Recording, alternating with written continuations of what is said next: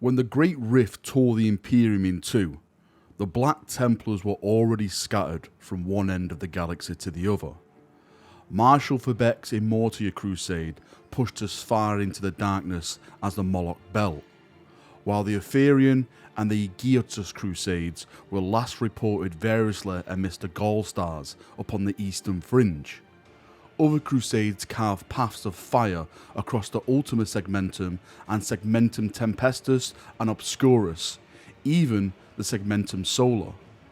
Then came the catastrophe, and in its wake the malevolent shadow of the Noctis Eternia.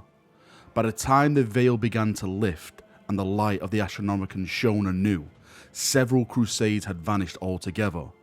Only High Marshal Helbrecht had absolute faith that the lost crusades fought on through the benighted wilderness of the Imperium Nifilus. Whether this conviction stemmed purely from belief or had its foundations in some secret knowledge, he did not say. Even those crusades still at large within the Imperium Sanctus were scattered. Many had been in warp transit when the Great Rift opened. They had been hurled light years off course by the raging imperic tumult that followed, and in some cases, badly mauled. In the face of such disaster, many Space Marine chapters would have sought to consolidate their strength. Yet the tide of the Nocturnus Eternia rolled back. It left the Imperium Sanctus strewn with a floatism of heresy, mutation, and rebellion. No Black Templar could abide this. This was no time for what they saw as cowardice or compromise. No hour of retreat would be theirs. Everywhere the light of the Imperial faith guttered, the Black Templars believed that it fell to them to fan the flames anew. Surviving crusades redoubled their efforts, fighting with unstinging zeal to purge the corrupted imperial worlds and punish those whose faith had failed them during the long time in the darkness. Long abandoned chapter keeps were brought back into service, and new ones raised, often built upon the sundered rubble of toppled traitor strongholds. Where the curse of witchery proliferated, the Black Templars were especially wrathful. In war zones such as Taladus, Hoquiam and the Seeing Stars, the chapter were as much as terror to the loyalist forces as were they to the heretics, when psychic mutations were discovered among the imperial ranks. Due to their unrelenting aggression and scattered disposition, it was no easy task for the torchbearers of the Indominus Crusade to find the Black Templars and deliver to them the Primaris miracle. Furthermore, of all the Space Marine chapters at large in the galaxy, the openly fanatical Black Templars were deemed among the most temperamentally unpredictable in how they would react to this revelation. For these and other reasons, Primarch rebooted Guilliman sought out High Marshal Helbrecht and led a deputation aboard the Eternal Crusader to speak to him directly. Guilliman rightly believed that the High Marshal acted as both the mind and the heart of the Black Templars. Successfully introduce Call's miracle here, and it would have a far better chance of being circulated like combat stims around a body than if its messengers chased down scattered crusades across the war-torn galaxy individually. High Marshal Helbrecht, of course, was set upon the pursuit of Ghazghkull Thraka. When Guilliman came to him, the High Marshal received the Primarch with respect, bordering on veneration. For here was the gene son of the Holy God Emperor himself. Yet, at the same time, Helbrecht chafed at the delay, believing that Thraka slipped further from his grasp every day. Furthermore, chapter scripture made no bones of Guilliman and Dawn's troubled relationship.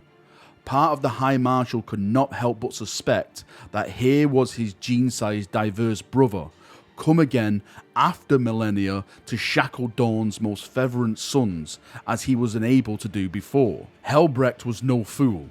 He knew how divergent his chapter's practices and beliefs were. If Guilliman wished to censor the Black Templars, he would not struggle to find apparent grounds. In the end, the meeting went differently than either party was expecting. Guilliman was surprised at the willingness in which Helbrecht recognised the value of the Primaris tech, even if he attributed a spark of divinity to it that made the Primarch of the Ultramarines uncomfortable. By comparison, Guilliman did not turn out to be the despot that Helbrecht expected.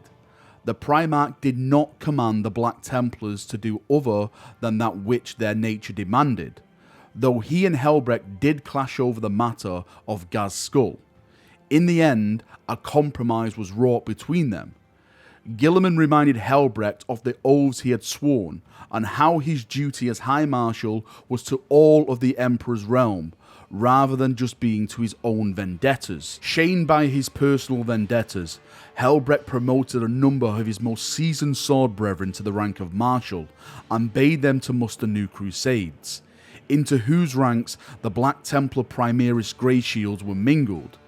These crusades were oath-sworn to aid all those worlds of the Ecclesiarchy that lay in peril along the border of the Great Rift. This duty done, Helbrecht himself renewed his vow to pursue Gaz Skullfracker to the ends of the Emperor's realm and continue his quest. The widespread galactic disruption of the era Indominus, coupled with the raptitious recruiting among the Crusades, has left the Black Templars' numbers even more in question than before. The High Marshal's seal set to the Primaris miracle has done much to encourage its adoption among the Crusade fleets. Yet some particularly conservative marshals maintain a mistrust of what they see as borderline heretical tinkering with the Emperor's works.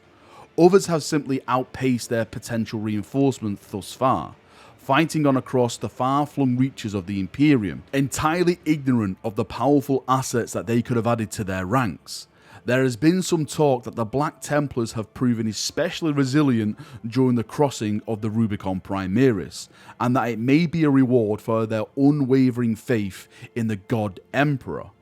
Equally, of course, this could be confirmation bias or baseless rumour at work. The one certainty in this bloody new age is that the Black Templars fight on as they always have, seeking the heretic, the mutant, the witch and the traitor, wherever they may be found, and whether alongside the forces of the Indominus Crusade or fighting alone, purging them without mercy.